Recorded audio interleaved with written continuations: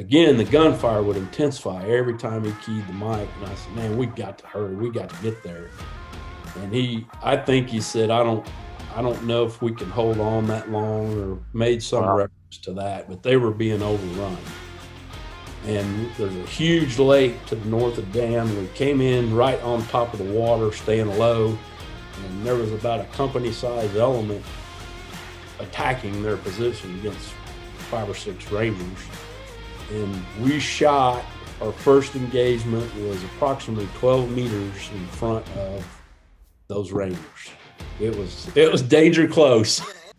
Welcome to Combat Story. I'm Ryan Fugit, and I served Warzone tours as an Army attack helicopter pilot and CIA officer over a 15-year career. I'm fascinated by the experiences of the elite in combat. On this show, I interview some of the best to understand what combat felt like on their front lines. This is Combat Story. Today we hear the combat story of Greg "Gravy" Coker, a legend from the elite 160th Special Operations Aviation Regiment, or Night Stalkers. Greg is a longtime Tier 1 gun pilot who flew Little Birds, Apaches, and Cobras in multiple combat theaters, logging 1,500 combat hours across 11 deployments, delivering danger close support to Delta, Rangers, SEALs, and the other Tier 1 elements who have a special bond with 160th. Greg cheated death many times, including a combat shootdown in Fallujah during the first daylight op for 160th since Blackhawk Down. Since leaving the military, Greg has written a memoir about these experiences and more, titled Death Waits in the Dark, and has a children's book coming out with his daughter called V is for Veterans. I hope you enjoy his personality, stories, and outlook on life as much as I did. Greg, thanks so much for taking the time to share your story today. Oh, thank you, Ryan. It's an honor to be here, and I greatly appreciate you asking me to come on with you. Of course. And I'm going to make just a brief confession to people who listen to this, if you'll bear with me for a minute. Greg, like you, I was an Apache pilot at one point in time.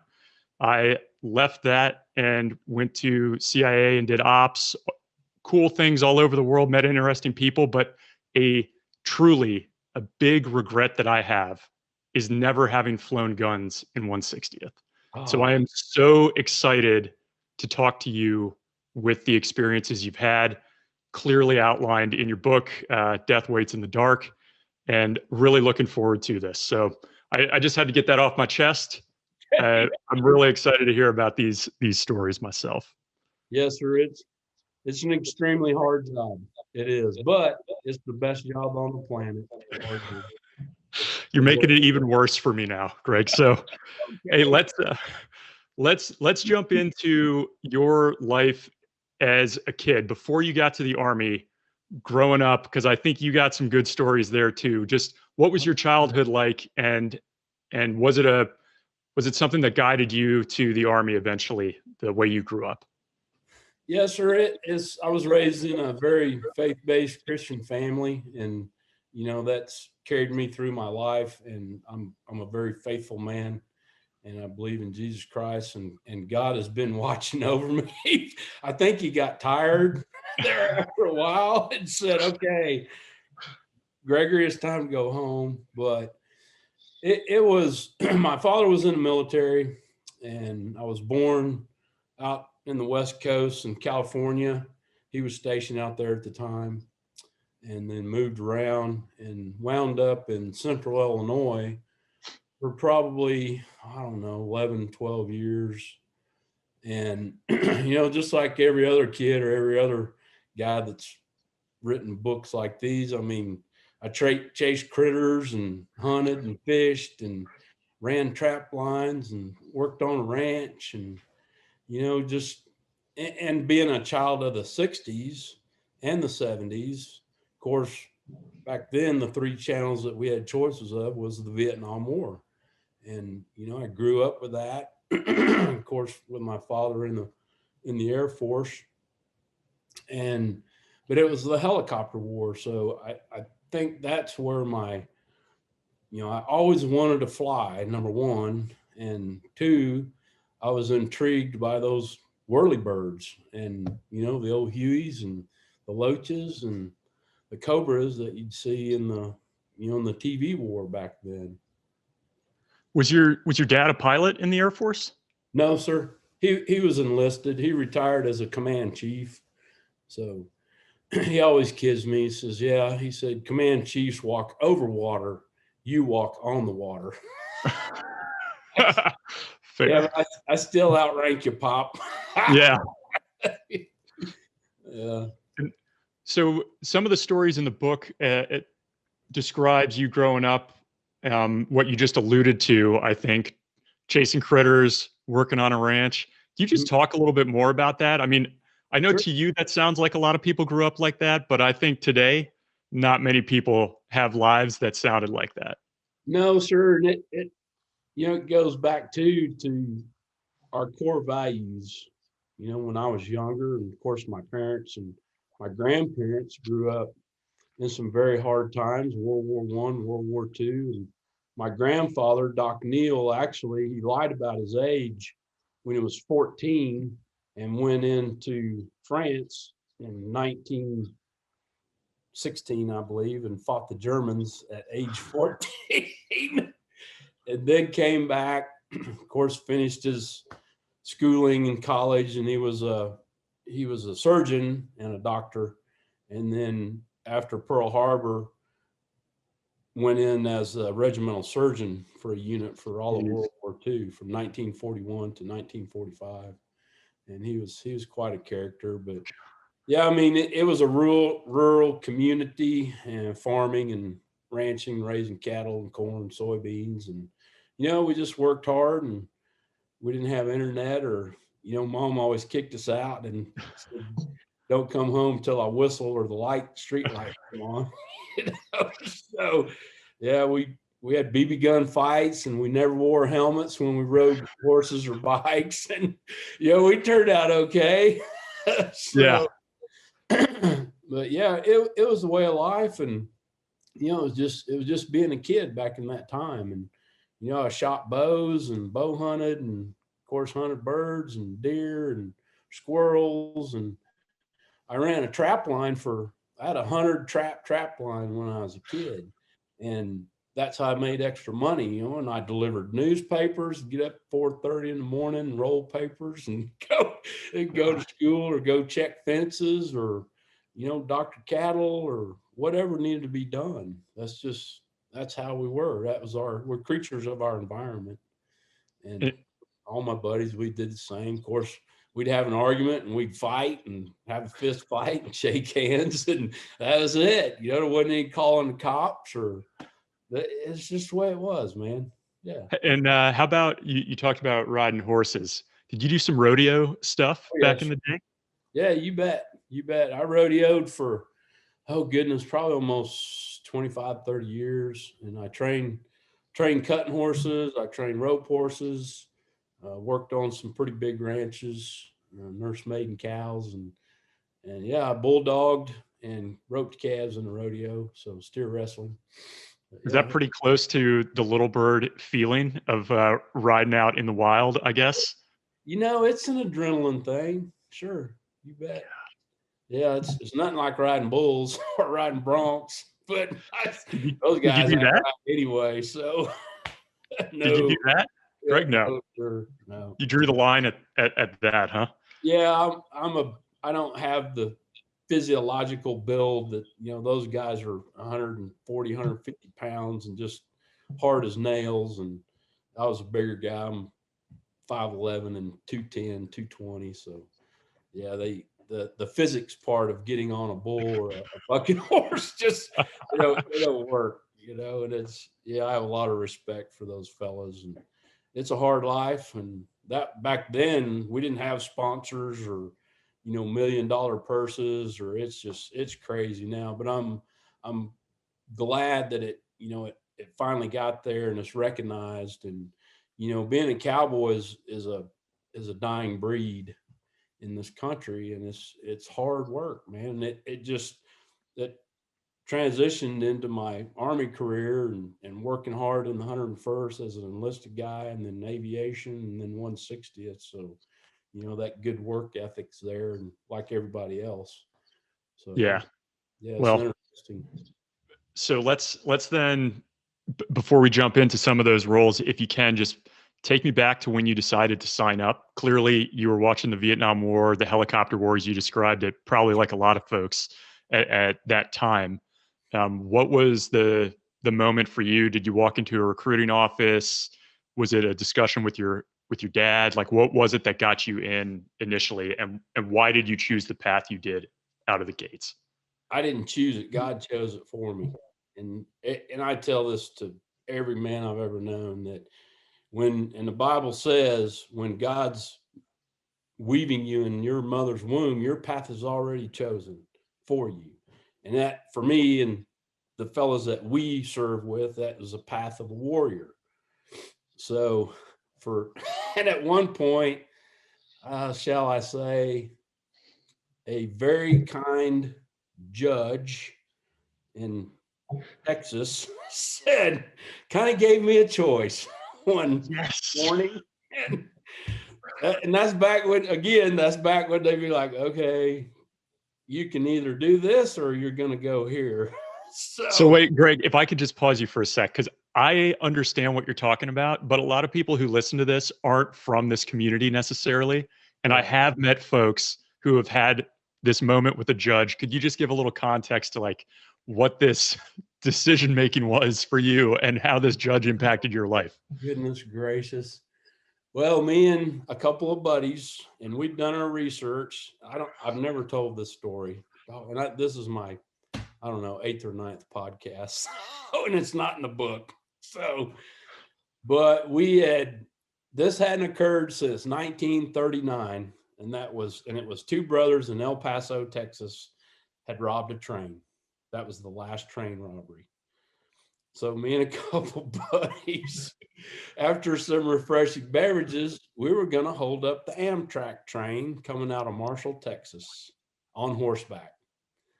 Well, one of the guys, let's just say the local sheriff, had pretty close contact, and they got word of it, and the sheriff and about 20 of his friends showed up. And we went through the process, and it was just to scare us, and I'll never forget. He says, that's a federal offense. And we're like, oh, we didn't see that part of it, but we weren't armed or anything. We were just having fun and going to do something historic. And our end state was like, man, we'll be on the front page of every paper in the world, because this hadn't happened since 1939. Oh man, what a great idea. So yeah, the kind judge said, well, what's your choice? And all four of us went and raised our right hands and went and served our country. And the choice was, you can join the military or go to jail. Yes, sir. Yeah. Dang. That's all right. So that forced your hand a little bit. Yeah, but that was my thinking, and I had talked to Dad about it, and because I wanted to go fly, and I didn't have any college at the time. So that was the warrant officer program was in the Army. They always said, hey, you can go from high school to flight school, and we'll teach you how to fly helicopters, and you'll join the warrant officer corps. So that's the path for me. And is that what you did, Greg? You went straight into what people refer to as that high school to flight school program? No, sir. I enlisted first upon my father's recommendation and at the time, I think I was, of course, I was looking to further my education. So the GI Bill was something that I, wanted and I could use to further my education. And I enlisted for 4 years. I went to the 101st and 327th Infantry, where I served infantry there for almost 3 years and had applied for flight school. And God only knows I got accepted and headed to Fort Rucker in 1989. Okay. So you're in Rucker in 89. And it's funny, I took a little note down how your planning with your buddies was that event was going to be a historic event. Yes. And it's just so funny because I know we'll touch on some of this, but truly, like, you were the first guys in that fight in Afghanistan, in Iraq. There's a lot of firsts and historic moments that you ended up having that were legal, I guess you would Yeah. say. So you got that chance later on. Yes, yes, absolutely. So talk me through that flight school experience, the decision. Was it Apaches right out of the gate? I mean, that was early on in No, your so career. Is that what you wanted or no? yeah, the Apache was just coming on, and then I think I was class 8915, and they had just started, or we were right in the beginning of the multi-track, what they called it. And so we started out flying. Of course, you go to warrant officer basic course. That was 7 or 8 weeks. And then you went to primary, which was flying the Huey. So we flew it, learned to fly, soloed in it.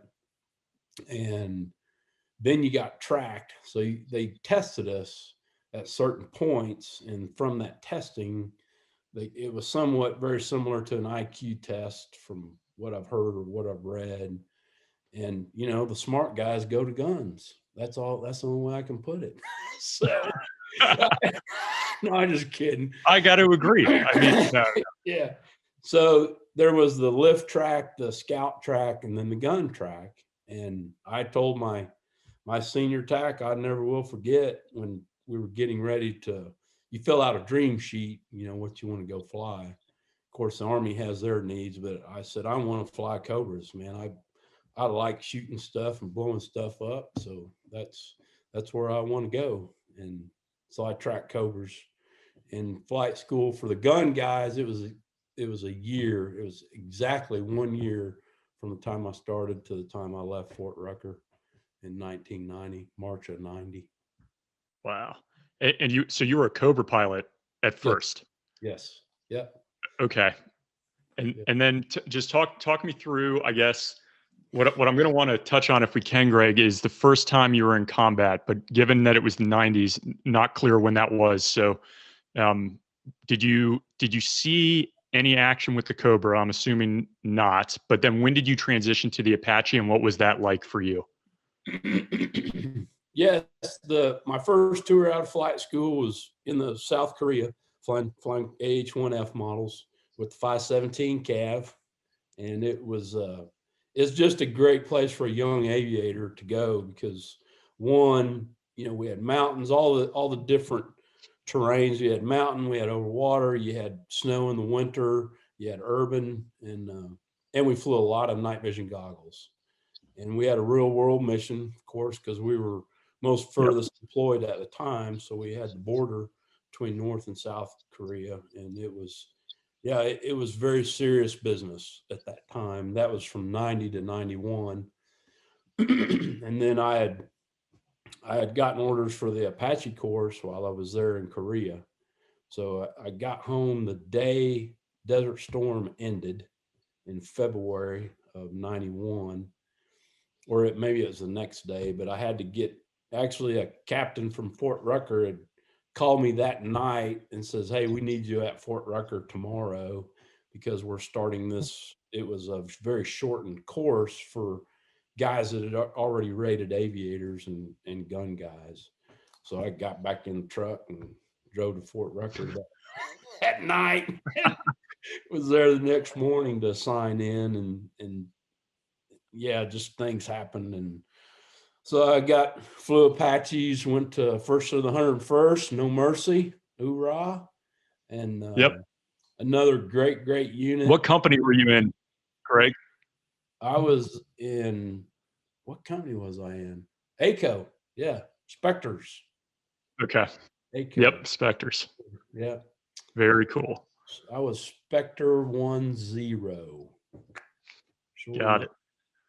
Hey, let me ask you this, Greg. So you're in Korea. You get back just as Desert Storm ends. Was there any concern for you, like, oh my gosh, I may have missed this war and this is my chance? Or was it just like, there'll be more to come? Absolutely. Because all of us were like, doggone, yeah, it's this one, And I mean, that's just blood that runs through our veins as a gun guy and as an attack guy and former infantry guy. You want to get in a fight, And I guess my analogy is, imagine a professional professional athlete that practices and never plays a game. And that's, you know, that's how we were. And that was the time and the age. And war is a terrible thing. It really is. But, you know, we're all patriots and we love our brothers and we're ready to go get it on. That's what we do. That's what they pay us that large salary for every year, right? That's right. That flight pay. Yeah. Yeah. And then I have to imagine when you came out of the Apache course and you went to No Mercy, I'm pretty sure they were in that fight, right? So like, did you show up to a unit with everybody just coming back with a combat patch? Yes, sir, I did. And they fired the first shots. Yep. Colonel Cody led the fellas, and yeah, they took out a bunch of early warning with hellfires, and it was a very historic event for that group of guys. Man, what a great group of fellas that was there. And I actually recruited a couple, and a couple went on to B Company, Jamie Weeks, Greg Gilman, myself, a couple others, Christian Walters. So yeah, I was the guy that, you know, the cherry. Of course, I'm standing That's there right. and I get back, and they're like, "Oh, you know, combat flying son of a gun." And I was like, "Well, it is what it is, you know." Yeah. You know how attack guys are. We feed off each other. So Greg, I wanted to ask then, and I was in a very similar position. I mean, I got out of flight school in 2003. I went to a unit in Germany that literally just redeployed from Iraq. So I'm the guy without a combat patch. Yeah. How did you mentally make it through that and like keep your, you know, persevere, I guess, because it's tough on your ego, especially as an attack guy, to be there and not have that combat experience. How did you do it? Because you clearly did it well. Yes, sir. And I mean, for me, I focused on the task at hand, and I wanted to be the best Apache pilot in the United States Army. And, you know, you continue to strive and work on your trade and learn. And of course, at that time I was learning a new aircraft. And yeah, when I got to Campbell, man, we just had great IP, Sean Hoban, Tim Roderick, and, you know, some of those old guys, the old crew from Ugly Eddie. Yep. And yeah, they took me under their wing, and, you know, and you're continuously preparing for the next battle. I mean, that's our jobs. And being in an Apache unit back then, it was high speed. And of course, I knew about the little black helicopters flying around Fort Campbell. I'd known about them for years, and it just, you know, it interested me in their mission. And I knew a few of the guys from B Company, from the Little Bird Gun Company, and, you know, that was God's path for me to go and do that. So let's, just before we jump into you moving into 160th, could you provide, and I am genuinely curious here, I'm sure a lot of people would be, can you provide just a little bit of a comparison if somebody was like, all right, you flew Cobras, Apaches, and Little Birds. How would you kind of describe the difference in just power, the flight mode, what it felt like to fly those three different aircraft? Because very few people have been able to do all of those. Sure. And it was interesting moving from literally 60s technology to 80s, 90s technology in the Apache, and then going to the MD 530 AH-6, and then going back to 50s technology. Yeah. But they're all great aircraft. I loved every one of them. One of my favorite seats is the front seat of a Cobra, because you're just hanging out in space, and very much like an F-16, if you've ever been in an F-16. But that was just a feeling of power, and it was cool flying from the front seat. And you get lost in it, and you're looking around at God's great creation. And yeah, it's just, but the Little Bird is, and I try to explain to people the difference, because they ask all the time, and they're like, "Oh, the 58." And I said, "No, it's not an OH-58. It's actually a civilian. It's an MD 530. Mr. Hughes designed that aircraft back in the 50s. And it's a great design and very crash survivable, great platform for lift, for guns, for scout, for, you know, any of those roles that if if you look at the history of that little helicopter. But yeah, the little bird there's no hydraulics in that aircraft.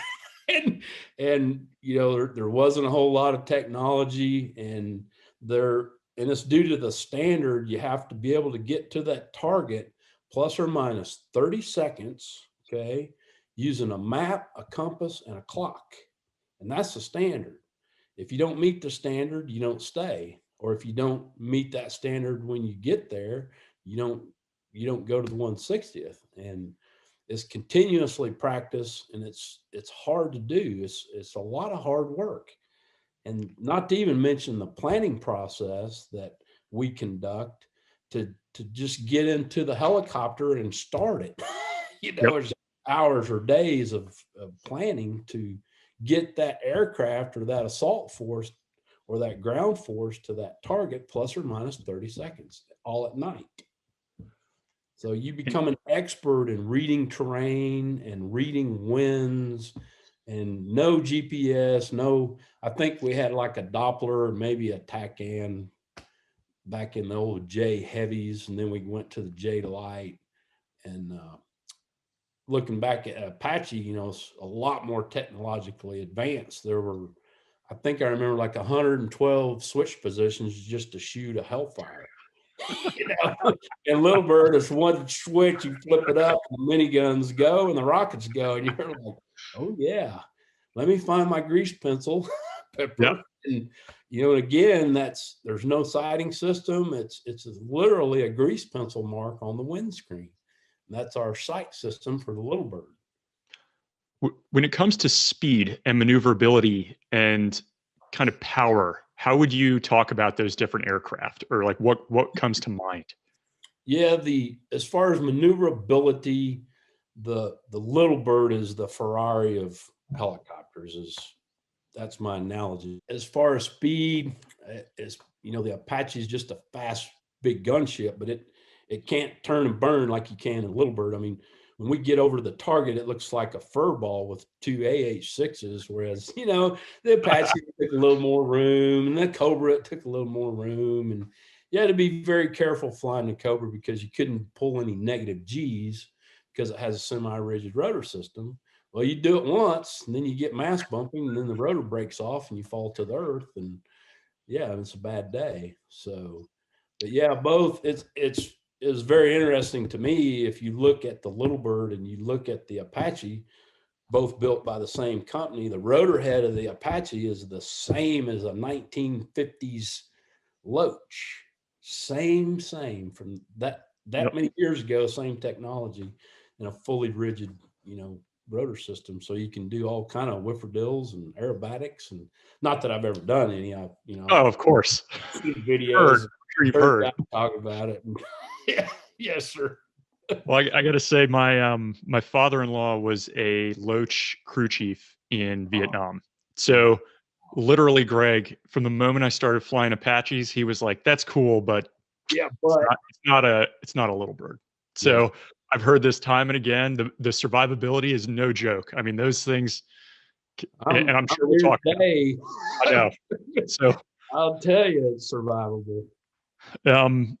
I want to pick up something that you just mentioned, and that was about the selection process. So I've talked to some guys from Delta before, some SEALs, and their selection process is legendary. Yes, sir. I think fewer people hear about how brutal it is getting into 160th. And you mentioned plus or minus 30 seconds. You mentioned map, compass, timepiece, and no kidding, at night, hitting that target at that time, you know, plus or minus 30 seconds. Can you just talk through how difficult it was for you and what that selection process was like? Yes, sir. It's extremely difficult. It's hard, and it's not for everybody. It just isn't. But you know, I told my peers and my commanders that, hey, I'm going to go try. You know, I've got to, because that's just where God's path was leading me at the time. I prayed about it, but it's the selection process is extremely hard, and it's physical, it's mentally challenging, it's a gut check. and as an aviator, it's, it's hard. It's hard work. And it's even harder to stay there once you get there, because, you just can't afford to make mistakes, and it's life or death situations every time we go train. And yeah, it was quite a challenging event for me. And I think I drowned a couple times on the swim test. Last thing I remember seeing was a diver's hand reaching out for me, and that was the last thing I remembered. But I wasn't going to quit, and that's our motto: Night Stalkers don't quit. And I was raised to never ever quit. And I don't know, maybe I'm too dumb to quit. I'm like, I'm not quitting. I'm going to stay right here until somebody comes and gets me. I'll sink to the bottom. So, It's so funny you say that, Greg, because certainly the guys that I've interviewed who have been in these tier 1 units like you have, they all have that story of like not quitting. And I do remember one of my own assessment things at the agency, somebody else was asking me later, like, hey, I'm on the fence here. What should I do? And I said, like, make them literally pull you out of that thing, because you're not going to quit. Like, make them physically remove you from the training. yes. Force them to do it. Like, and that is just, I think, the mindset that you have to have. But Yes. I would say for some of these other units, they talk about there's a physical component, a mental component. I think you've talked about both, but did they have, like, I assume there's not a hell week in 160th, but there's a physical component. But certainly, could you talk about the planning and the mission execution side, which I believe is legendary within the aviation community? Yes, sir.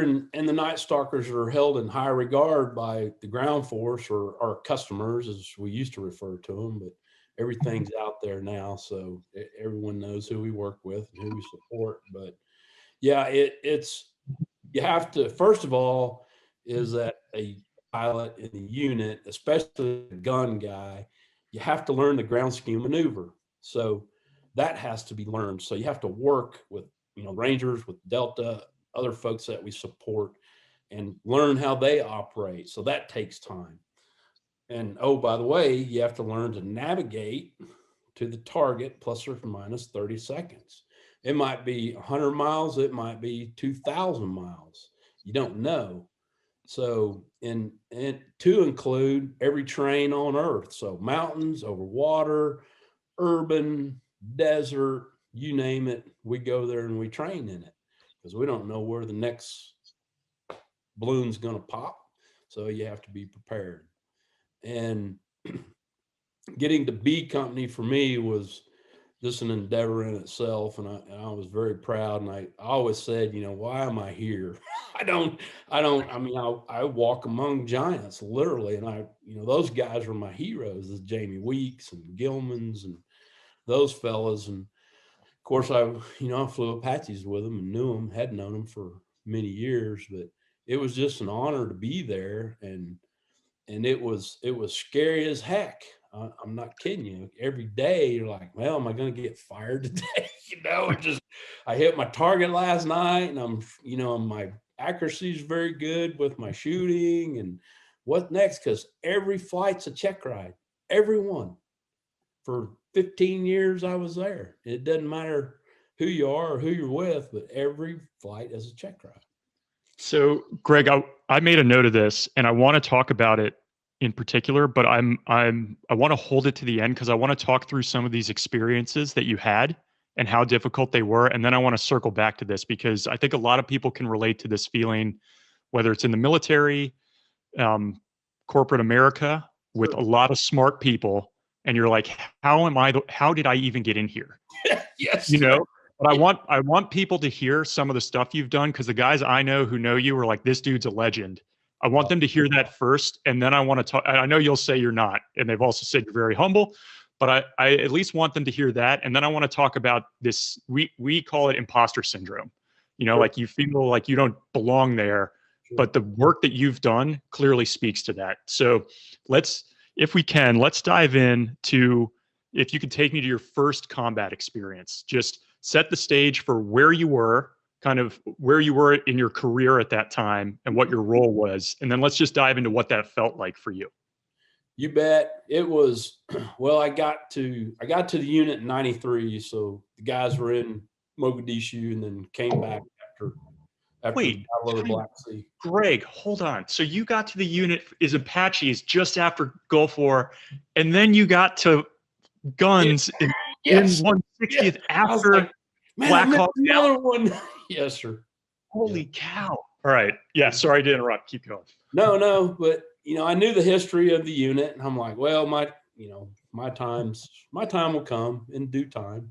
And so that, that part, of course, I was there in the 90s, and it was a different time for the world, for our country, but it didn't stop the train at the 160th. It didn't stop the train in United States Army Special Operations Command.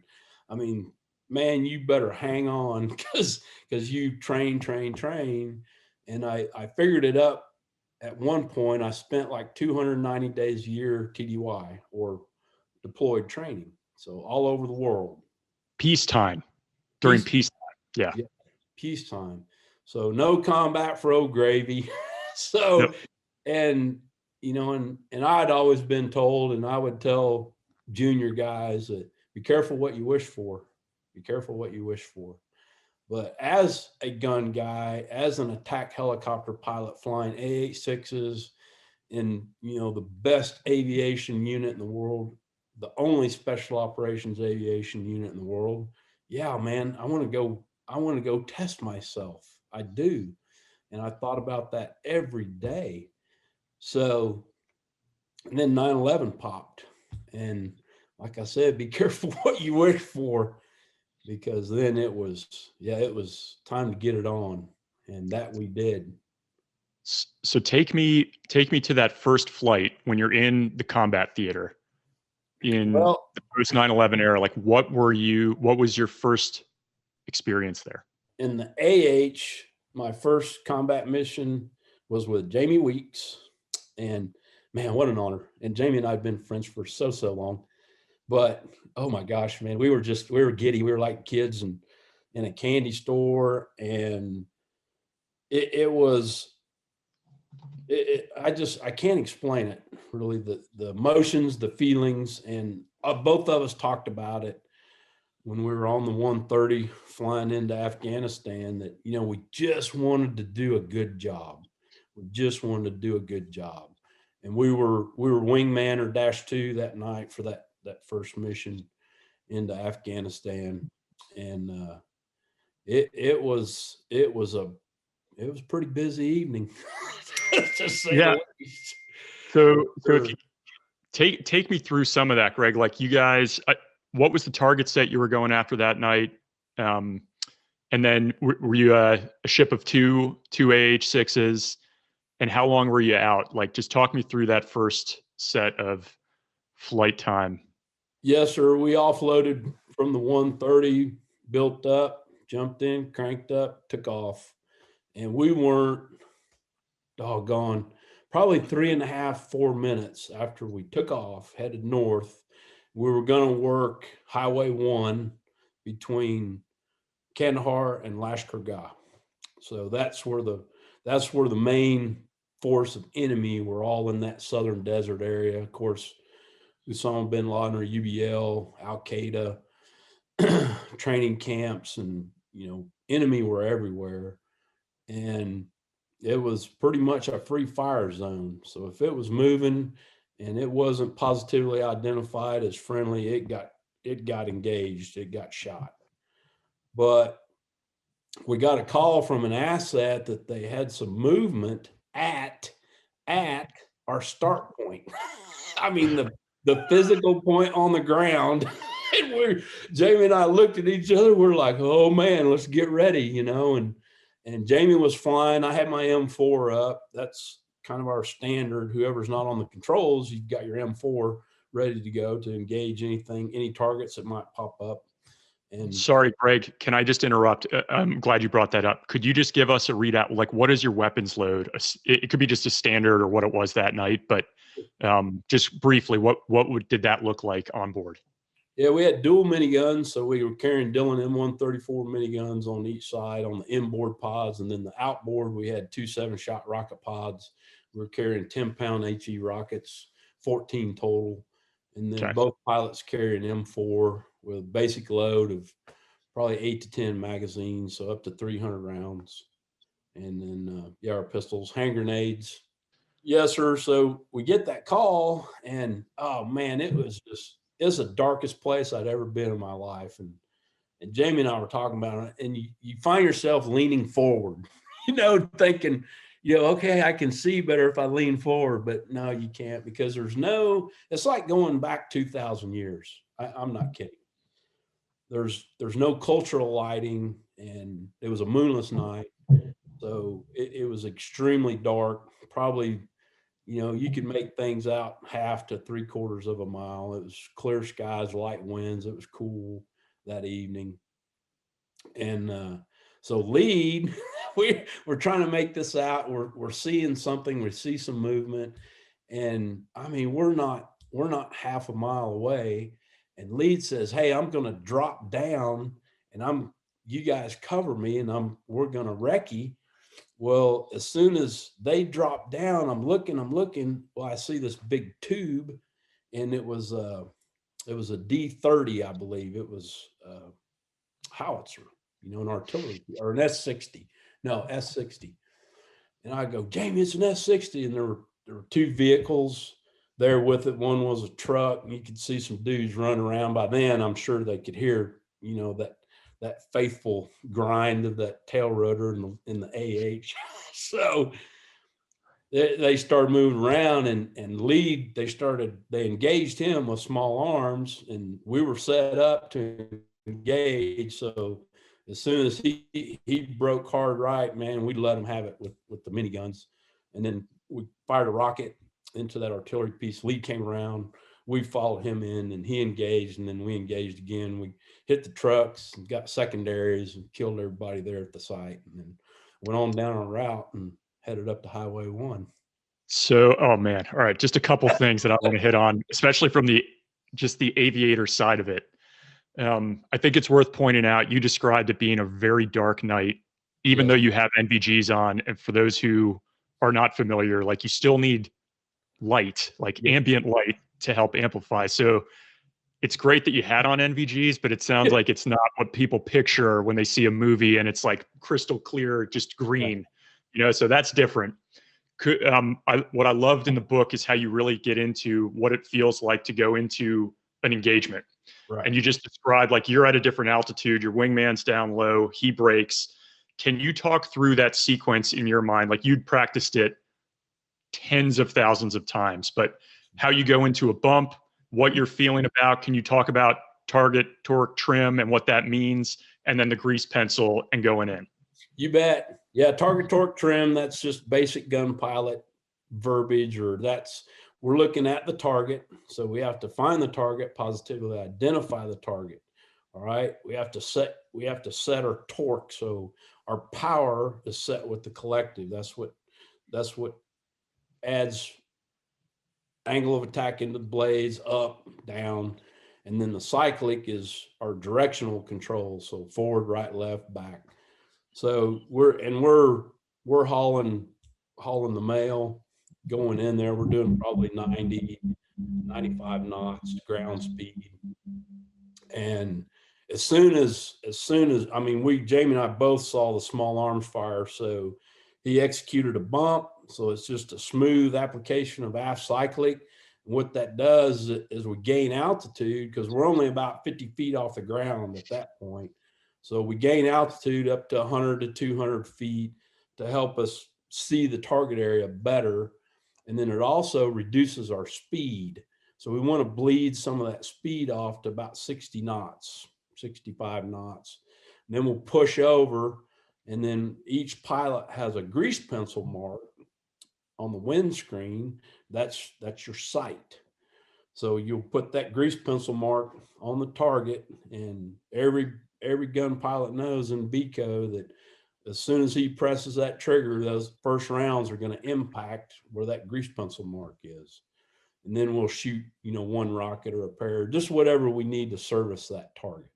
So that's another responsibility of being an attack guy, also to help with the ground force, is weaponeering that target. Okay, what do we need? Do we have buildings? Do we have light armor? Do we have armor? What's that target set? So we'll configure the aircraft as we need to service that target. And you certainly, but you bump up, you're coming in on your shots there. You can get target fixation, I'm sure. And I only bring this up because in an Apache, when we were doing these bumps, you're bumping up to 1,500 feet and you're coming in on like a really slow, gradual, I mean, it feels fast, sure, but I'm sure it's nothing like what you're talking about. And you're taking shots from a distance.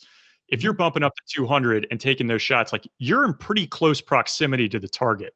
You bet. It sounds like. So and again, like we talked about the illumination or the cultural lighting or starlight or moonlight, but yeah, you have, and it's kind of blurry or hazy is the best way I can describe it. So we have to press the target in order to, to see that person running or to see that vehicle clearly, so I can get my gun sight on it, my pipper on that target before I engage it and press the trigger for miniguns.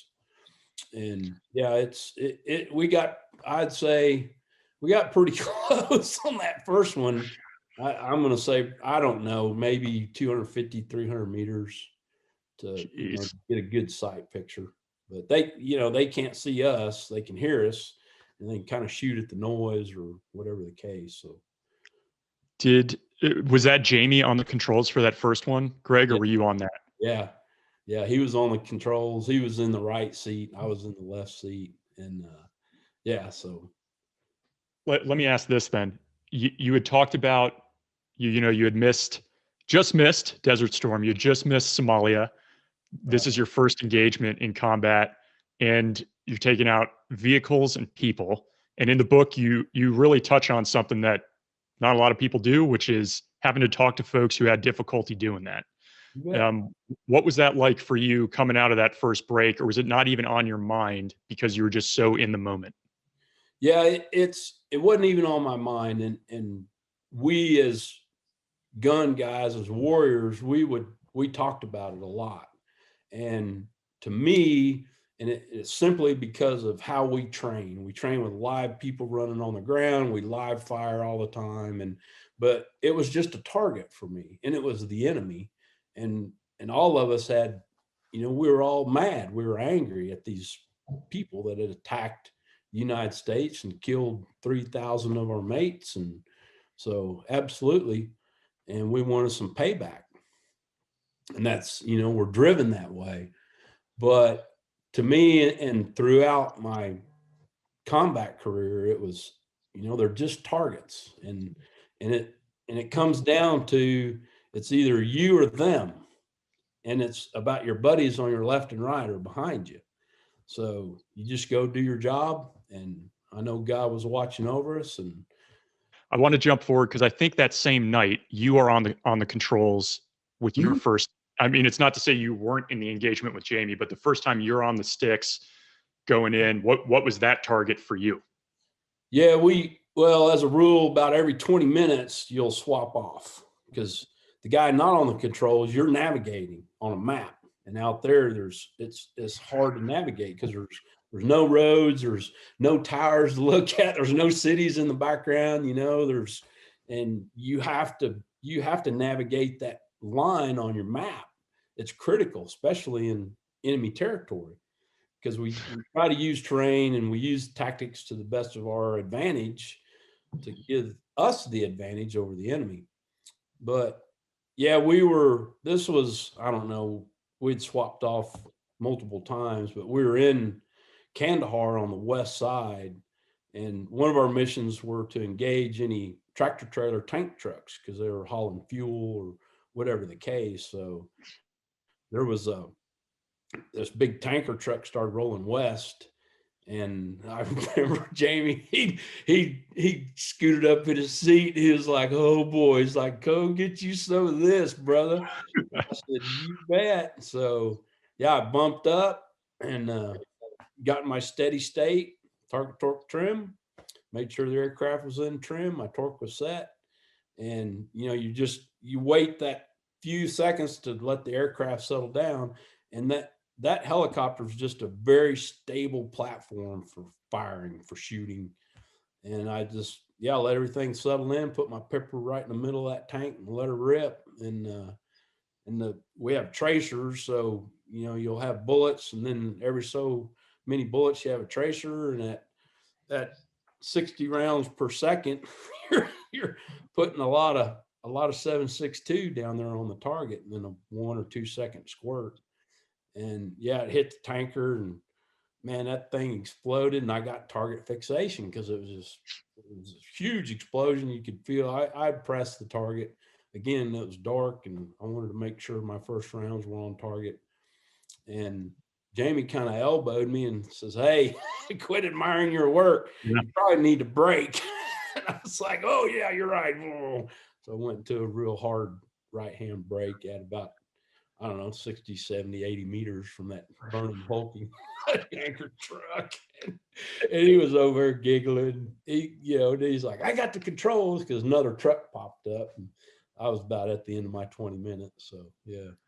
It's worth saying, I mean, that target fixation is no joke, and it kills pilots. I mean, it literally, they die because of it. So you got to have the crew coordination and just not get too locked in. So that's just, I guess, just to anchor that point for people who hear it, but don't understand the blood that has been spilled because of it. Situational awareness is very critical as an attack helicopter pilot. And it was just blowing my mind hearing you talk about navigating off a map at night without a GPS. Like, all right. I'm going to blow past it because it just blows my mind how you could do it. I wanted to talk about something that you've alluded to a couple times here that I think is one of the other really special things, it sounds like, when you're in that tier 1 community.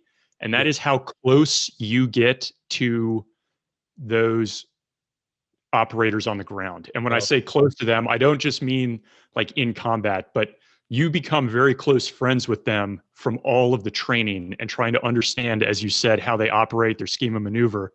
Could you just talk to that a little bit? Because it sounds like some of your best friends were from that community, like the Delta guys, Rangers, that sort of thing.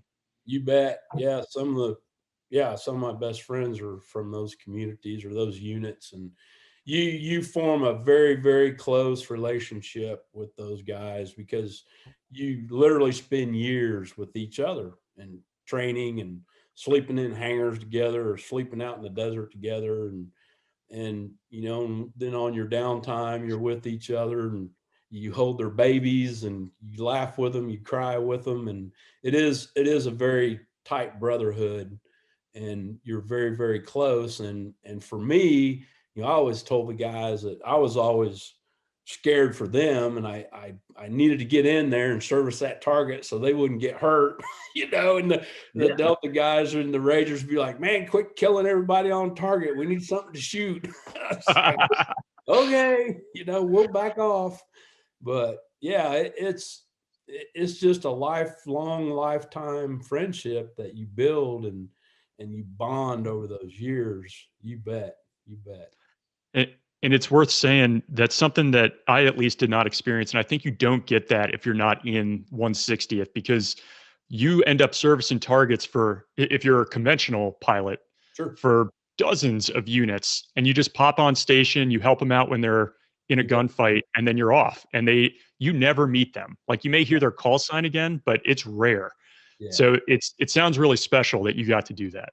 Yes, sir. And it's I would hear a voice on the radio and I'd be like, "Oh, okay, that's Mo, or that's Leon, or that's Jimmy," or, and that's, they got a call sign, but each other. Or they'd hear you're like, "Okay, that's Coke," or that's Jamie, but that just comes from years and years of working together and debriefing and beating each other up and planning and the whole process. And then, then you go into a combat scenario and situation in a war, and then I think you become tighter and you become closer because it is life or death. And those guys depend on you and you depend on them. So that's about the best way I can put it. Well, let's talk Haditha Dam then, if you can, and I've read some interviews that you've done about it, and I can see why you'd gravitate to that. Could you just talk through like where you were at in your career, where, for those who aren't familiar with that fight, just briefly, kind of like why it was so important, and then talk us through what that fight felt like. Yes, sir. This was end of March 2003, and we've been asked to go and support 375 Rangers because at that point, we were moving north rapidly, moving west. And Haditha Dam it's one of the largest dams in the world. It's a huge structure. And in my mind, I heard dam and I'm like, okay, I understand what dams are, but I really hadn't studied it to look at the length of that dam. That thing was like 4 miles wide and it was 300 feet tall, but it was the most critical key piece of terrain in that country at that time. It was hydroelectric, so it serviced all the way down the river to Baghdad and all the small towns. And so of course we were all pretty excited to get to go there, camp out, in the desert for a week or so, a few days. But we went up and met with the Rangers, and they had a GAF, or a ground assault force, and then the 2 AHs. The weather had really been bad, so it was low ceilings, it was overcast. So there was, again, there's no cultural lighting, and it just sucked. It really did. I would say at times visibility was maybe 300 meters, maybe. But we had a mission, and we were all very competent aviators and gun pilots, and we trusted each other, and the ground force trusted us, and they needed us.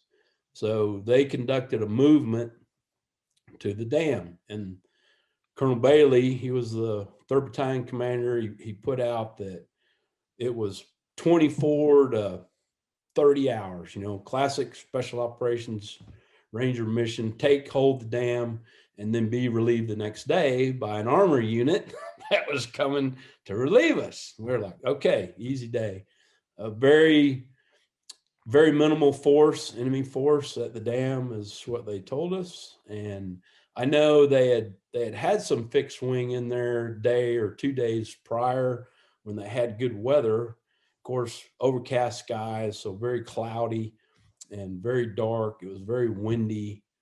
And so we met with the ground force. We took off, and the Rangers had gotten to the dam, and they had dropped us off a FARP, a forward arming refueling point.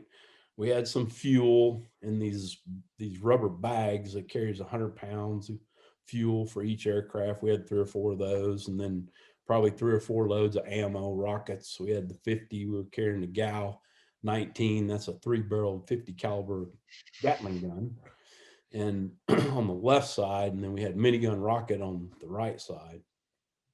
So we were in lead and departed, and I kept trying to call the fire support NCO. I could hear him on the radio, but I couldn't talk to him. I was getting very, very frustrated. It was approximately about a 17-minute flight to the dam from H-1. Hotel 1 was an old runway. It was an old pumping station back, I don't know, some years ago. It had been abandoned, and the Rangers had done a combat jump into that airfield, did an airfield seizure to secure it, and then we came in on a C-17, 2 AHs. I was like, that was a little bit of overkill, but here we are. And of course, our crew chiefs and our armament dogs and the guys that we need to support our operations with fuel, ammo, those type of things. But I kept trying to call Mo, and I couldn't get him. I could hear him, and I could hear gunfire every time he keyed the mic. And over those next several minutes, which seemed like a lifetime to me, the gunfire intensified, got louder. It got higher volume. I could hear guys screaming at each other, you know, action left, you know, 12 o'clock, action right. The machine guns going off, M4 fire, and I kept trying to call him, one, to get a situation report or a sit rep. They were on the west side of the dam. I think they were in a blocking position. I think there were 5 or 6 Rangers. The whole company was spread out over that dam. They were clearing it, and they had heavy breachers with them so they could breach and clear the dam or find any people or information or intelligence. But our job was to save that dam. You know, we didn't want the Iraqis blowing it up, and we surely weren't going to, because it was a very critical key piece of terrain. Finally, I don't know, we were probably 4 or 5 minutes out, and I said, okay, I said, I've got to talk to Mo. He's the fire support NCO, non-commissioned officer, the senior sergeant for fire support with the Rangers there. So I went up on the satellite radio. I said, I got to talk to him. So I just said, hey, clear the net. This is, you know, I don't remember our call sign, but I called him, and he answered back, and he says, you know, what's your ETA? And I said, we're about 4 minutes. And man, I could just tell because again, I knew him, had known him for several years, and a good friend of mine, but he was worried. And again, the gunfire would intensify every time he keyed the mic. And I said, man, we got to hurry. We got to get there. And I think he said, I don't know if we can hold on that long, or made some reference to that, but they were being overrun. And there's a huge lake to the north of the dam. We came in right on top of the water, staying low and using that terrain, the dam, and to stay hidden from enemy fire. And I looked out, and you kind of see over the top. We were below the top of the dam at the time, but I could just tracer fire just filled the sky. And the guys flying with, we looked at each other, we just started laughing. We were like, oh dude, this ain't good. So we got to the dam, we bumped up, and we knew where their position was physically on the dam. It was on that west side. And sure enough, they were right there, and there was about a company size element attacking their position against 5 or 6 Rangers. And we shot, our first engagement was approximately 12 meters in front of those Rangers. Yes, sir. It was danger close. Wow. And I told Mike, gosh, man, I can't remember now. But anyway, I was thinking to myself, I'm like, a man standing on the moon can talk to Houston, Texas in 1969, and I can see these guys, like, you know, I can't talk to them. But it was frustrating, and I was scared to death for them, and I wanted to, you know, make sure they were safe and protect those guys. So were you then in just a reattack mode to push this company back? Yes, sir. Yeah, we made two attacks, the 2 AHs, 2 attacks on them. We neutralized that target, and then it wasn't 30 seconds later, the blocking position on the east side was calling us for a call for fire, because now they knew, you know, they could see us shooting and knew we were on station. And, you know, there's no distinguished sound like a pair of miniguns going off.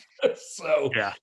And oh my gosh, this poor kid was frantic, and it's ingrained in every special operator, the standard call for fire, you know, hey, this is me, my position, you know, 360 degrees, 200 meters, go. And that's what you know, under stress, we revert to what we've learned. And that was his Ranger standard call for fire, bless his heart. And I let him finish, and I said, I have your position, just mark the target. So here come the lasers, and it was another pretty large element, couple platoon size, and they were attacking them on that. And I remember looking down river. Of course, there's wires everywhere because it was a hydroelectric. And I'm like, oh my gosh, boy, it just keeps getting better. We're like, wait a minute. There's like, they said there were 10 or 12 people on this dam. Well, down to the south, there was a very large Army base with, I think, a division of Republican Guards and then Fedayeen. So that's their kind of their special operations. They thought we were coming to blow the dam up. Well, we weren't. So they were fighting to take the dam back, but we weren't, that wasn't our mission. And again, the fog of war. And so they just continuous waves of attack after attack after attack all night long.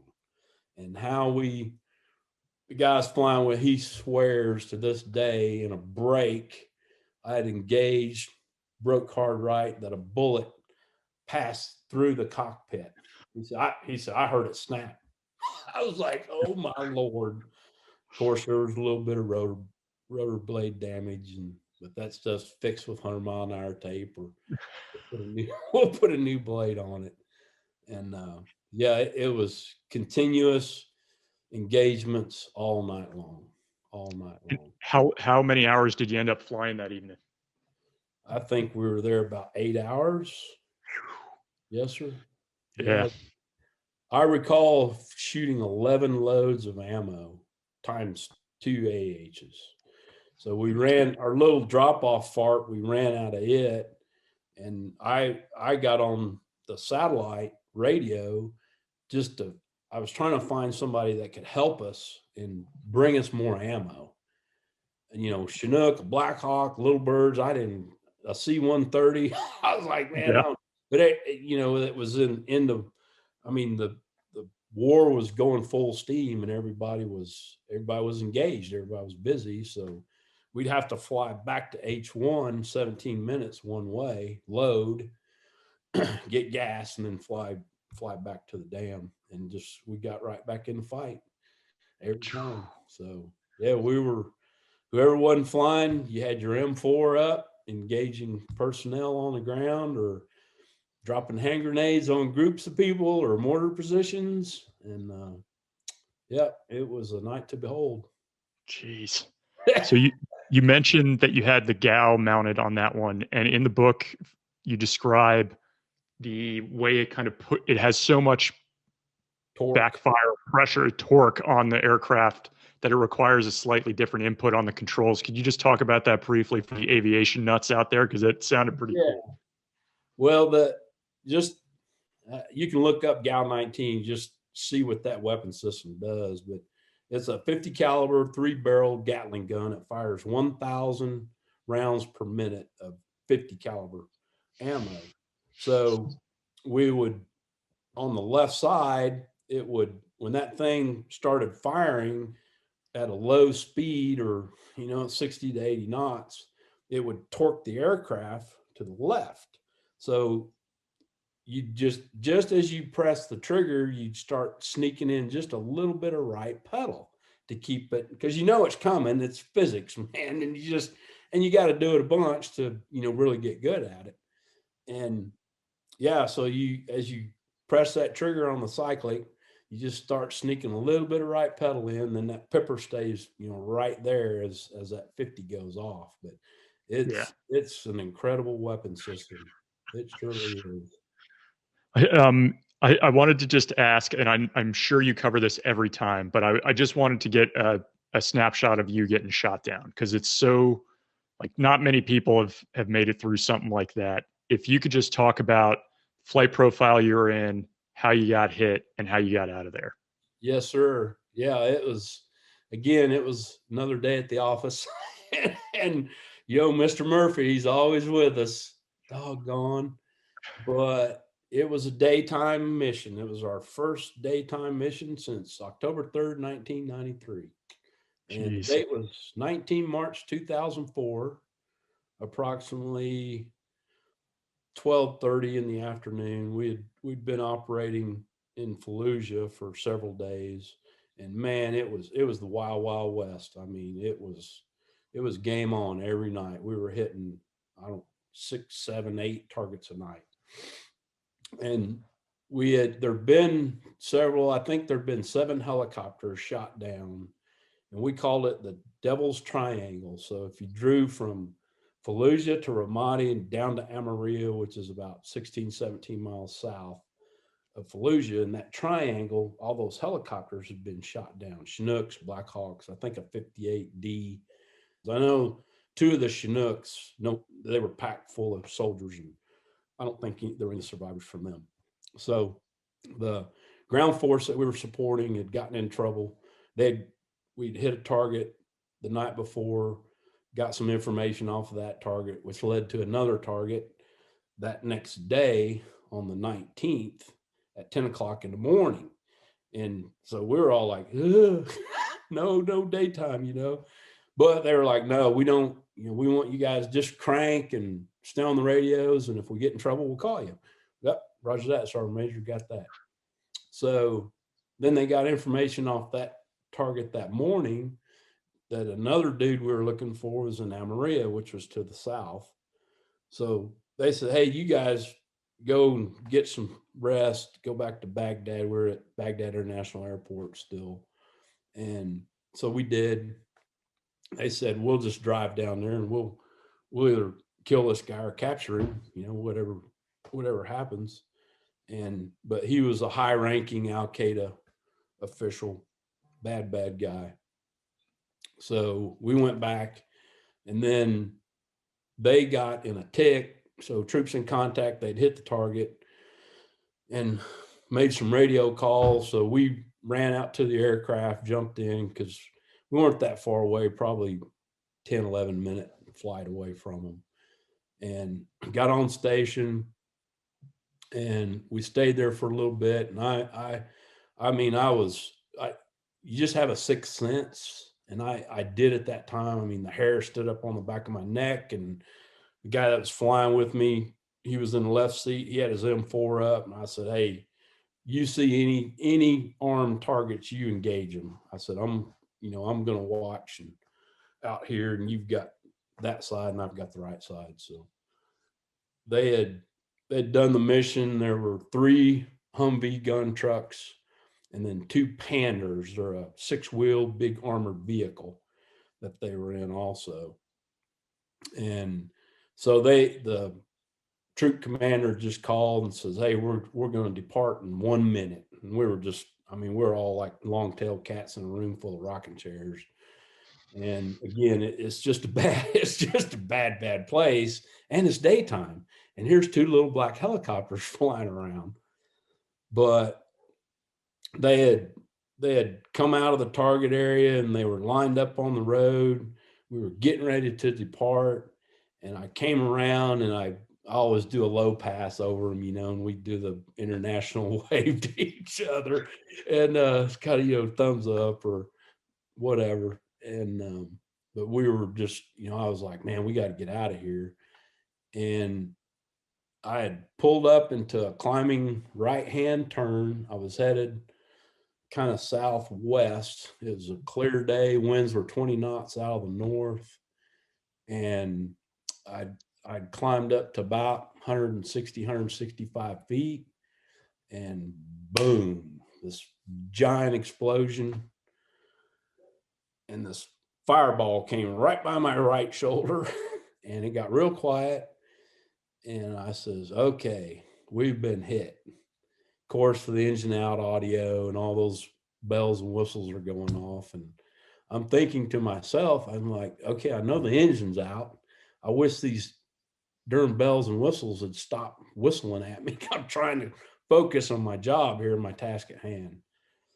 So I entered an auto rotation, and I'm an IP and instructor pilot. So done hundreds, if not thousands, of auto rotations to the ground, unlike, big Army or any of the other military units. But that's how we train, and we do them to the ground, both sod or runways or streets or asphalt or whatever the case. So, but at that moment in time, the best way I can explain this is like watching a movie frame by frame by frame.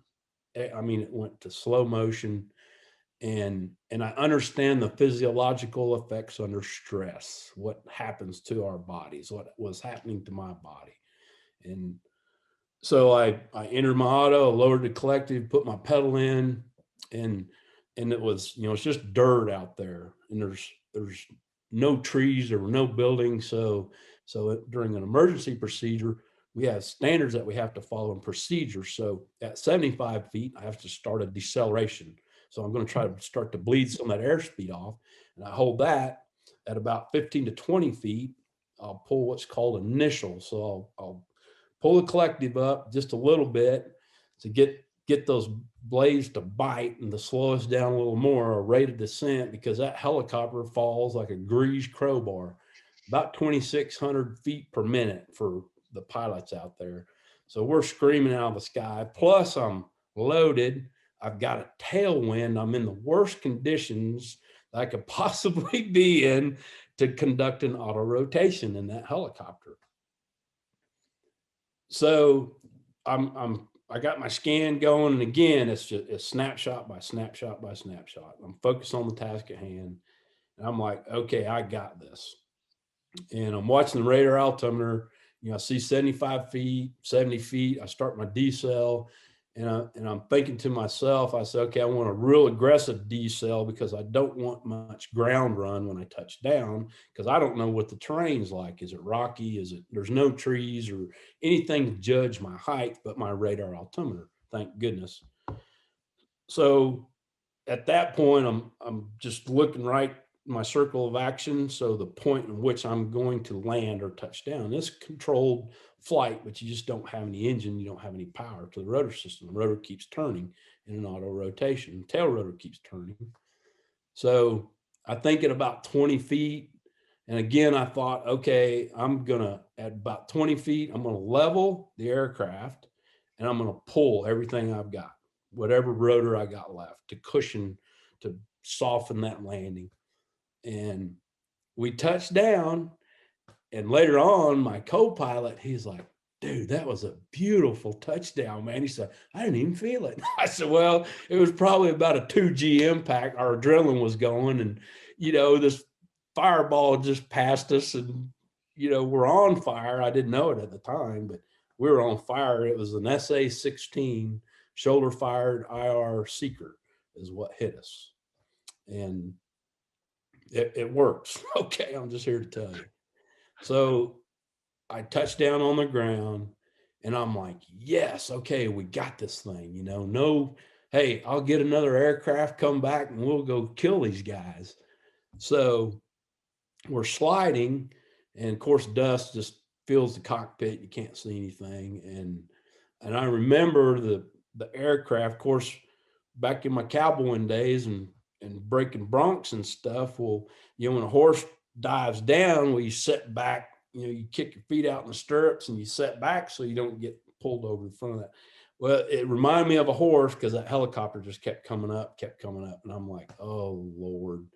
And I was pushing back on the pedals, and later my co-pilot said that I'd thrown my arm out, because you got kids, like, and, you're stopping the car fast, and you throw your arm in front of your kids so they don't, go forward. And he laughed about that. And it's just crazy, the things that you do, you don't remember. Well, we slid about 35, 40 meters, and the dirt was soft, and went down just a bit of a slope into some really soft dirt, and the skid stuck in the dirt. Well, that started rolling, flipped us end over end. I think we went like 3 times, 2.5 or 3 times. And then now I'm thinking, okay, that doggone Murphy, I had this auto nailed.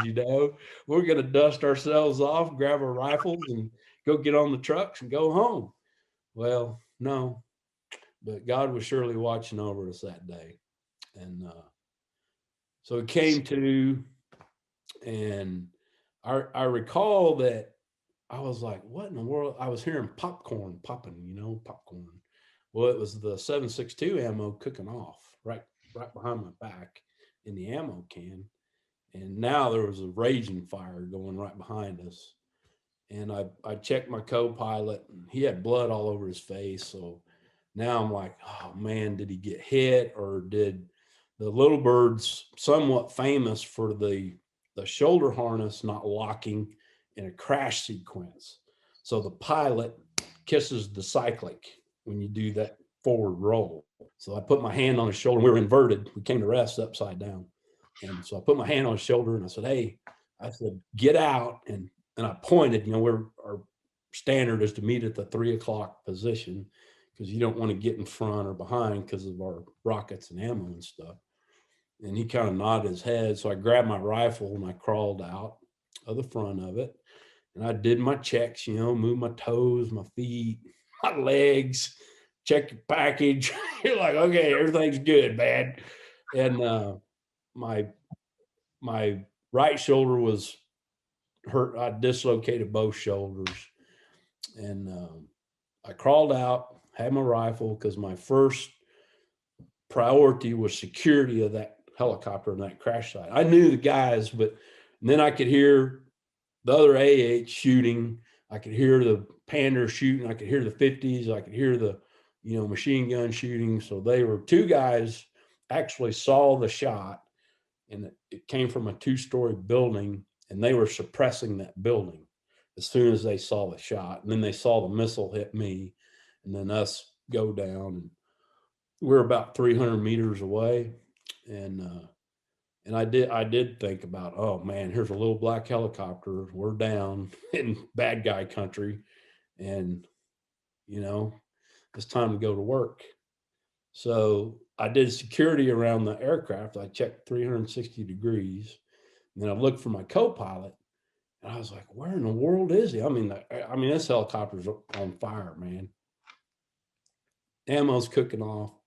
And I thought about the rockets. I'm like, man, what are those things going to do when they, you know, when they start burning? Are they going to explode? Are they going to go off? Or I didn't know. So that was a concern. And then I thought, oh, I got to get my ruck. We each carry a little ruck behind us. In there were my night vision goggles, hand grenades, water, and ammo. Well, the whole cargo area of the aircraft was on fire. It was burning. Of course, the ox tank's right there too, full of, you know, jet fuel. And so I went back around to the front, and I told co-pilot, I said, hey man, you got to get out right now. Okay. Understand? And he nodded his head. And so I went back, just kind of watching towards the Ville there. I could hear the guys shooting. They were getting it on.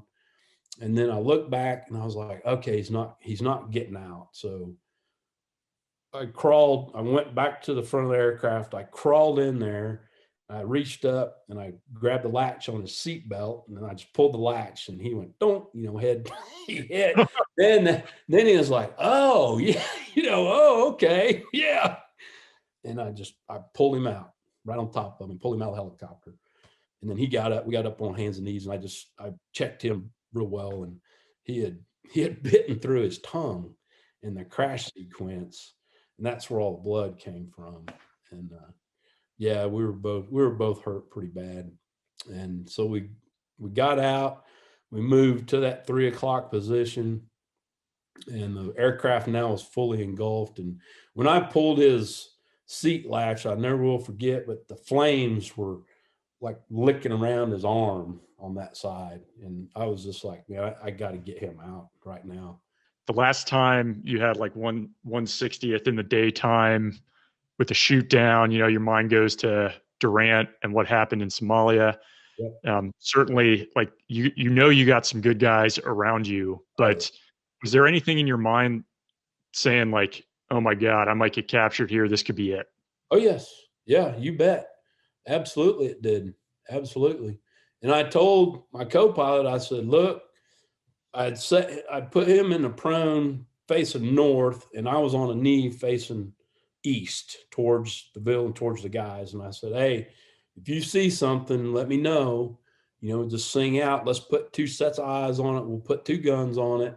We'll talk before we engage. Okay. Cause we're kind of jacked up right now. And, you know, he nodded. And so I went back to watching to the east, but yeah, that absolutely it did. I'm like, okay, are these guys going to, you know, flank around to the south, come toward us, or, you know, and I know the the ground force, they had split and watching over us, keeping us under their gun sights to make sure. But everybody told me, they're like, dude, we knew you guys were dead. And then I heard a truck, and I kind of elbowed co-pilot, and I said, hey man, I got action my 12. So he kind of scooted around and came up on a knee, and I had my rifle low ready, and I saw a ball cap bouncing, you know, because I'd put us in a bit of a defilade, a little shallow area, just for a little bit of cover. And then I saw a face, and I saw a beard, and I'm like, I know that guy. I was like, we're good. And we stood up, and old Chaz, and he stopped, and he looked. I think it was like, I can't believe these guys are alive, you know, and here they are set up ready to fight. He's like, only B company, man. There's both pilots, their M4s are up ready to go. Their helicopter's burning. And what do you say? But that's what we're trained to do. And, you know, we want to be considered an asset, not a liability, just in the event something like that happened. And we're all good shooters, and we shoot a lot with our rifles and pistols. But he came running up and grabbed us and hugged us, and Chaz, yeah. And he looked at me, and I said, hey, do you have a fire extinguisher? He said, Greg, turn around. He said, it's not going to help it, man. He says, come on, let's get in the truck. And he goes, what do you want to do? I said, I want to find that son of a gun. I want to kill him. He goes, let's go find him. So we got in the truck, and it was a long day, man. We were gunfighting for about 6 hours after that. Jeez. Yeah. So I guess I just want to anchor the point of an auto rotation. Like, you have no engine, daytime in Fallujah in this fight, and you land it. And I think people who just haven't done autos don't even understand how painful those are at Campbell. It's scary. Without any weight, you know, and you got an IP sitting next to you. But certainly in those conditions, you had to have gotten a DFC for that, I'm assuming. No. What? Hey, it's another day at the office, bro. All right. Well, I guess just in the interest of not taking your whole day, I wanted to jump back to something that we had talked a little bit about earlier, and that was you saying, you know, like, how am I even in this unit, this BCO 160th? Like, I don't belong here. I'm among giants. And then we hear these stories, right? And what you've kind of touched on that I would also highlight for people who aren't familiar with this community is, not only did you advance into 160th, but then your FMQ, your flight lead in, I think in OIF, you are an IP at that level. Like, you have hit all the markers that show you've moved up the ladder, right? So for those, I think anybody who's in those communities, you still feel like you're always, you don't want to be a liability. You want to be an asset and make everyone better. And how do you compete? Like, how can you, after talking like this, I'm talking from the outside now, Greg, looking at you, how could you think that you're an imposter in that environment?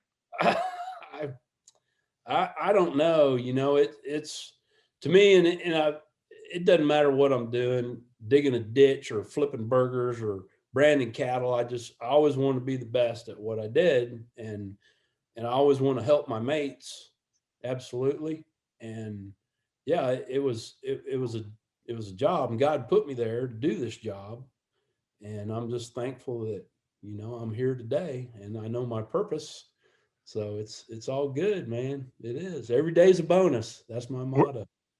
Were you ever able to get out of that mindset of, damn, I might not be here tomorrow? Like, in terms of, I might not be good enough tomorrow. Because I spoke to Tom Satterley, who was in Delta, and he said the same thing. Just every day, they might say, you know what, you're not good enough. Get on out of here. Yes, sir. And it's hard to see from the outside looking at someone like you. But did you ever get out of that mindset, or to the day you left, it was like, I survived my last check ride, and they're going to let me retire? Yes, sir. Yep. Damn, Greg.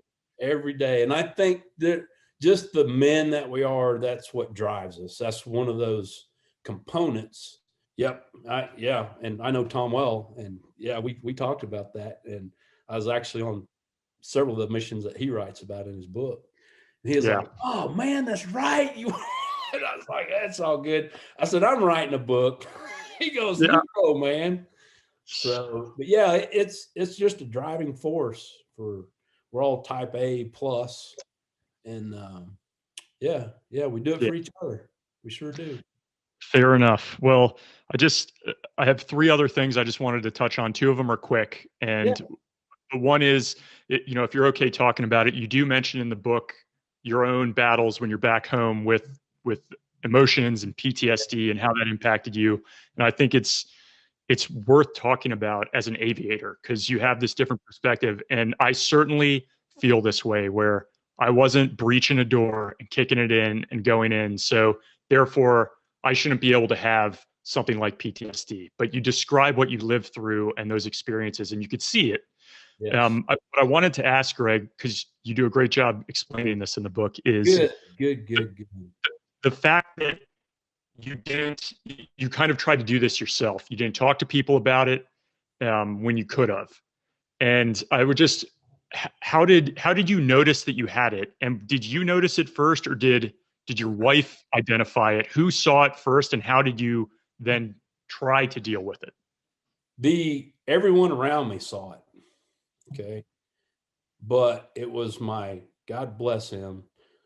It was one of our docs at the unit. And I'd gone in for my annual physical in 2005 and been fighting these demons. I've been hurt, surgery, and then I go deploy, and then I come back, get another surgery, and I go deploy. And you just push that stuff down as a professional warrior. You do. But again, the docs did everything they could to help me and try to figure this out. I mean, there just wasn't a whole lot of information on, and I'll just put it out now. I don't like that word PTS. I truly feel it should be PCS, post-combat stress, because if you read and study about PTSD and what it does to our brains and our emotions, but a lot of different people can be classified with PTSD. It could be child abuse. It could be a car wreck. It could be rape. It could be any of those things. But if you look at the warrior and look how many years that we spend in combat, especially at our level, at the special operations level, I mean, guys are 8, 9, 10, 11, 12 combat tours, man. And it just, I don't like that, because ours is long-term. Okay. And I want to make that very clear. But the best thing, and that's my primary message in that book, is go talk to somebody, because Greg Coker didn't.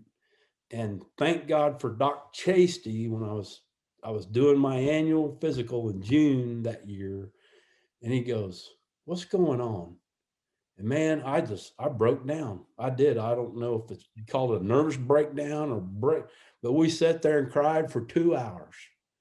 And I just let it all out. Damn. And then we walked over and we met with our psych. We have, God bless them. And we're not crazy. They're there to help us, to talk with us and our families. So it's a very close-knit community.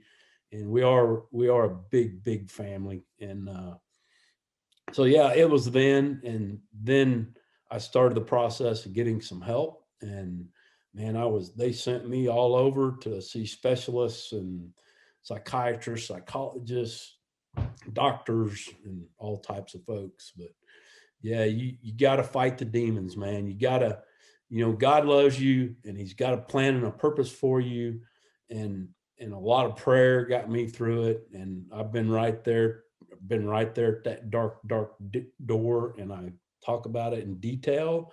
And that's one of the things that scared me about writing this, is I don't want people knowing Greg Coker, but I truly feel, and God said it was okay to do this, but I'm going to help some vets out there, and I'm going to help their families, their wives, their kids, their moms or dads, as to, why am I feeling like, go talk to somebody and, man, get some help, because it's there. And I love you. And you can call me. I get calls 24/7. I do. And that's fine, because we're all in this thing together and we got to help each other. We sure do. And, you know, call a buddy and tell them you love them. That's all that you may save his life that day or next week or whatever. So Yeah, it's true. And thanks to you for just being willing to write about it. Because within our community, like, you guys are the tip of the spear. So I think a lot of people can hear you say it, and then they could think like, all right, it's okay for me to do it too. yeah, because, you know, people look at us, they're like, oh man, those guys, they got the armor and they, you know, they are at the top of their profession, and hey, we're all humans. And yeah, and things happen. They do. But again, I hate that PTS. I talked to Tom. I've talked to senators and representatives, and I'm like, look, we need to change this because we're different. And it is what it is. So thank you for trying to help us. Yeah, it's combat. It's mutually supporting. It is. But yeah. There are two things, Greg, that I try to ask every guest, and these are usually quick. I think I read about some of these for you, so take it either any way you want. But was there something that you carried with you in combat that had sentimental value or superstitious qualities to it for good luck or whatever reason? Absolutely, I did.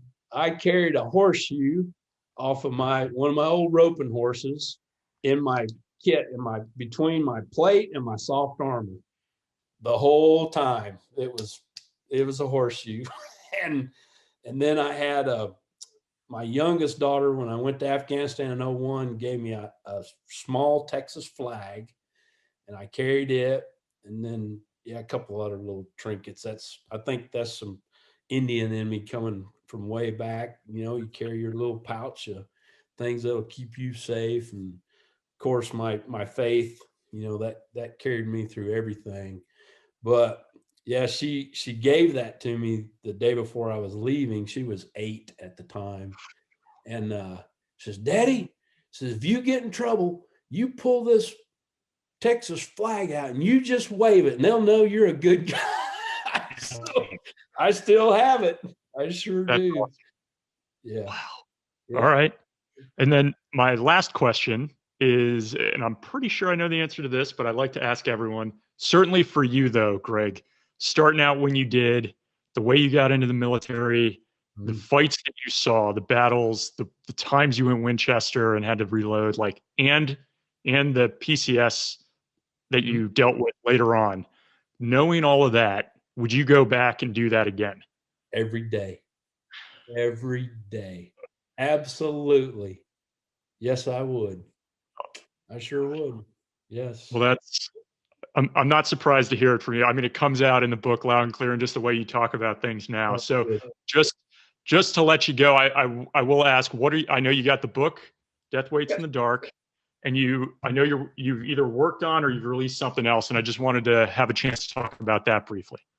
Yes, I worked with my daughter, Nancy Creel, and another friend of ours, and we wrote a children's book, and it's called V for Veteran. So it's for young kids. It's an alphabet book, but it's about military things in our country, and we're real excited about it. She had asked me if I would do that with her, and I said absolutely, that'll be fun. And so it's coming out soon. It's about ready to get published. And so, yeah, I got that. And then I've got the book out on Amazon. It's out in Kindle right now. It's doing very well. And then I just I did the reading for the Audible book, and Kyle Lamb and a bunch of my buddies are like, no, man, you got to be the one reading the book. But a couple of people have listened to it and they really enjoyed it. So I just uploaded it on Amazon last night. So it'll be probably a couple of weeks. It'll be out. The softback books, I'll have them on Amazon also. They're physically on 3 pallets in a tractor trailer somewhere headed to the house right now. And mentioned George Hand, the 4th chick, and he was my co-author in this. He was in A Squadron in Delta, and good friend, longtime friend. He was he was one that poked and prodded me over the years. Of course, Kyle Lamb, Sergeant Major Lamb.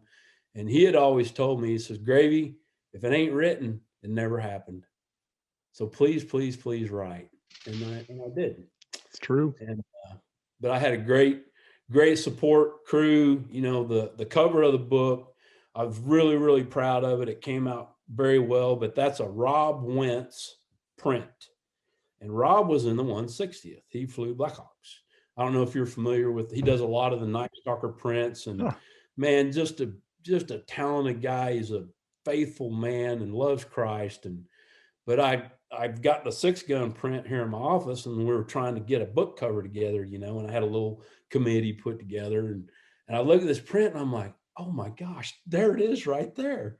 And so I called Rob, and long story short, he goes, absolutely, I'd be honored for you to use that print for your book cover. Awesome. So that, and you know, all the graphics folks and editors, and it's a journey. It is a journey, but I pray that I can help a vet, help their family. And I'm donating all my proceeds to nonprofits, every penny, because God's blessed me, and that's just, it needs to be done. And I want to help vets and first responders for sure. So yeah, it's exciting. Well, I mean, this was a lot of fun, I have to say, Greg, especially just the aviator in me. And I'm even more frustrated that I didn't get to do what you did. And I will say you were right when we started, when you said that God was working overtime, keeping you safe, for sure. Well, thank you for your service, brother. And we're gun brothers, and we're old ugly Eddie brothers too. So right. That's right. That's very cool. That's very cool. Thanks so much. Yes, sir. Thank you. It was an honor.